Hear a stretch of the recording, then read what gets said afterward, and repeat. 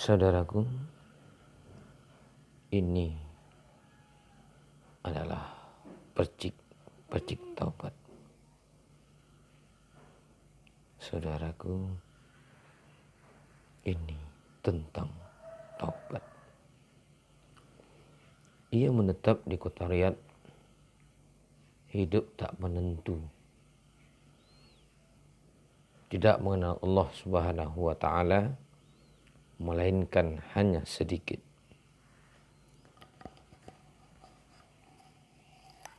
Sejak beberapa tahun belakangan tidak pernah masuk ke masjid, tidak pernah bersujud kepada Allah walaupun hanya sekali. Allah berkehendak agar taubatnya di tangan putri kecilnya.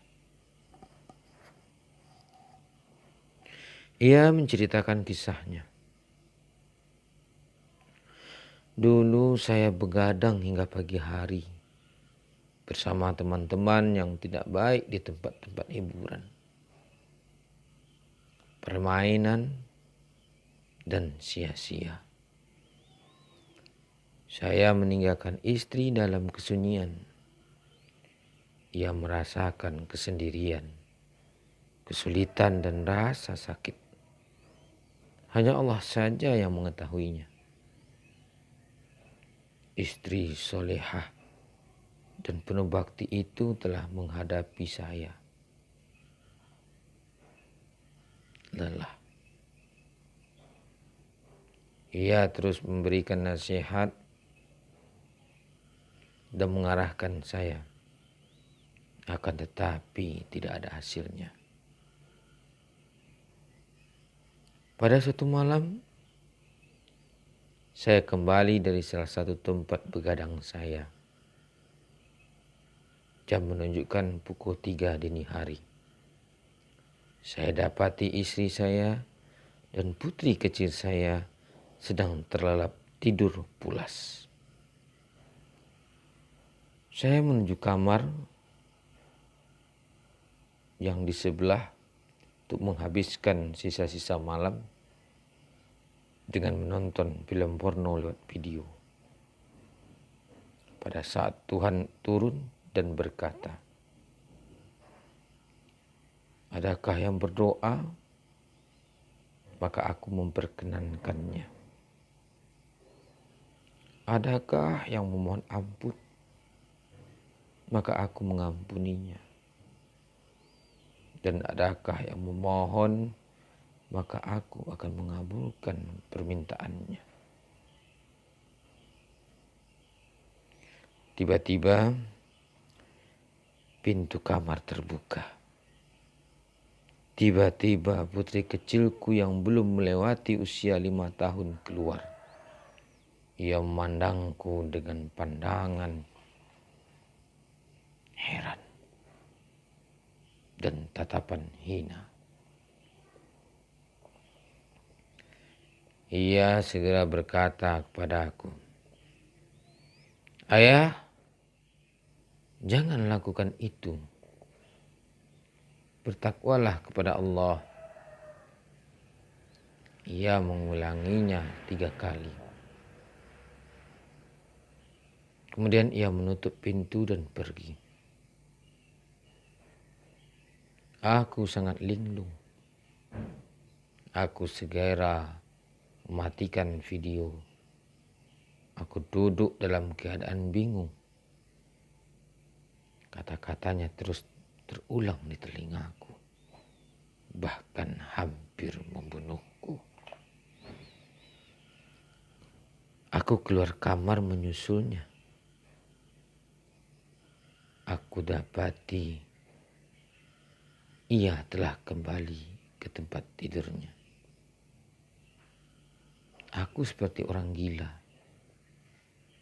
Aku tidak tahu apa yang telah menimpaku saat itu. Hanya beberapa saat setelah itu terdengar suara muadzin dari masjid dekat rumahku memecah keheningan malam yang mencekam. Ajakan untuk melaksanakan sholat subuh. Aku berwudu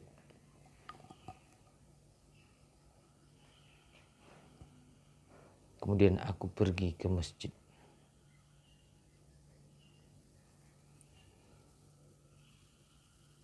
Sebenarnya aku tidak terlalu ingin melaksanakan sholat. Hanya yang menyibukkanku dan mencemaskan perasaanku adalah kata-kata putri kecilku.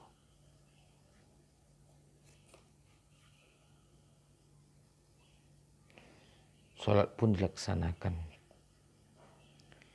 Imam mengangkat takbir, kemudian membaca beberapa ayat Al-Quran. Ketika imam bersujud, aku ikut sujud di belakangnya. Aku tempelkan keningku ke atas lantai sampai aku menangis histeris. Aku tidak tahu sebabnya. Ini pertama kali aku bersujud kepada Allah sejak 7 tahun silam. Tangisan itu merupakan awal pembuka kebaikan bagiku. Dengan tangisan itu, semua yang ada dalam hatiku menjadi keluar. Kekufuran, kemunafikan, dan kerusakan. Aku merasakan bahwa keimanan mulai mengalir dalam diriku.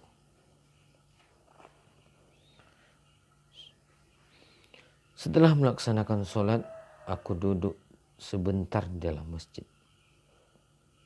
Kemudian aku kembali ke rumah. Aku belum tidur walau sejenak. Aku pergi bekerja. Ketika aku menemui temanku, ia merasa heran mengapa aku datang cepat. Biasanya aku datang terlambat 1 jam karena begadang sepanjang malam. Ketika ia bertanya kepada aku tentang sebabnya, aku beritahukan kepadanya tentang apa yang terjadi padaku tadi malam. Ia berkata, segala puji bagi Allah yang telah menundukkan hati. Putri kecilmu telah membangunkanmu dari kelalaianmu. Ia tidak mengutus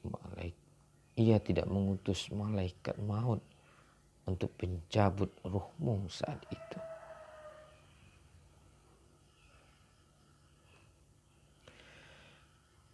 Ketika tiba waktu sholat zuhur, aku sangat lelah karena belum tidur sejak lama. Aku minta kepada temanku agar mengerjakan pekerjaanku. Kemudian aku pulang ke rumah untuk beristirahat.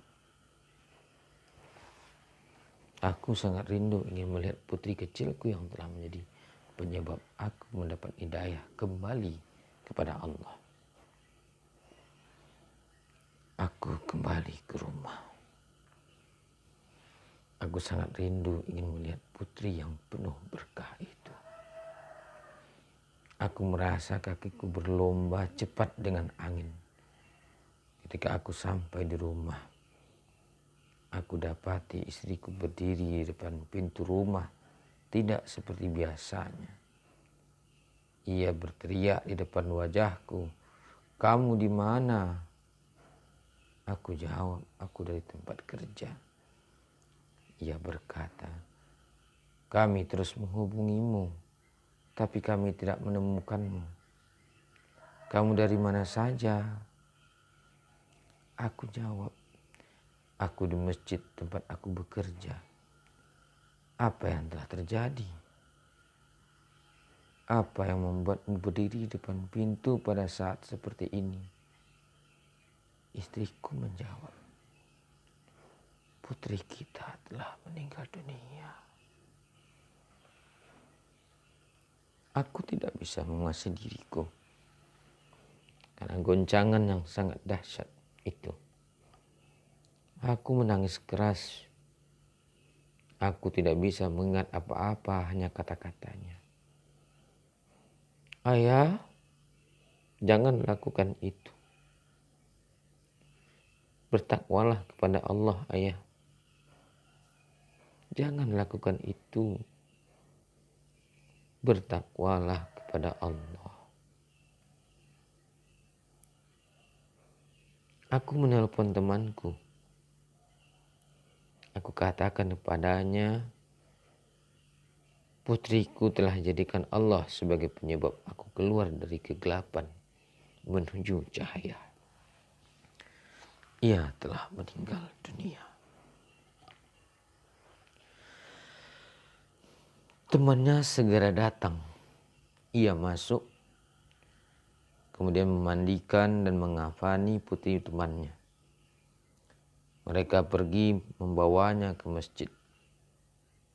Mereka melaksanakan sholat jenazah untuknya. Kemudian mereka pergi ke pemakaman.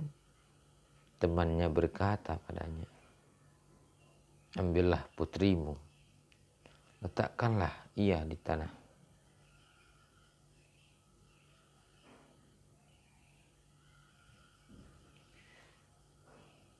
Setiap yang menangis akan ditangisi. Setiap yang mengiringi jenazah akan diiringi. Semua yang disimpan akan binasa. Semua yang diingat akan dilupa. Tidak ada selain Allah yang kekal. Siapa yang tinggi? Allah lah yang maha tinggi. Ia menyambut putri kecilnya dan menguburkannya. Ia berkata kepada orang-orang yang berada di sekelilingnya, aku tidak mengubur putriku.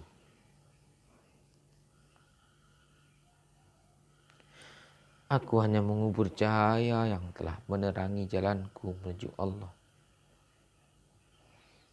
Putriku ini, Allah telah menjadikannya sebagai penyebab aku dapat hidayah. Aku memohon kepada Allah agar mempertemukan aku dengannya di dalam surganya.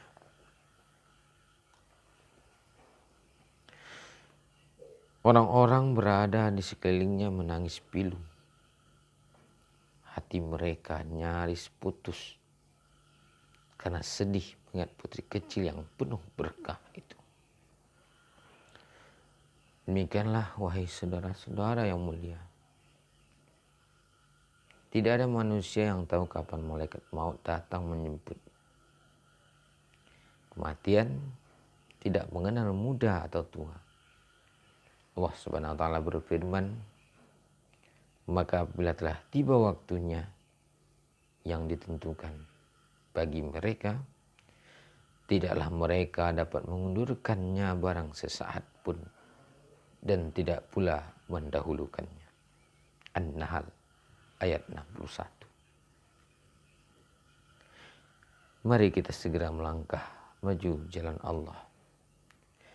Mari kita segera menyatakan taubat yang sebenarnya. Semoga itu menjadi saat terakhir usia kita dan balasannya kelak di dalam surganya. Assalamualaikum warahmatullahi wabarakatuh.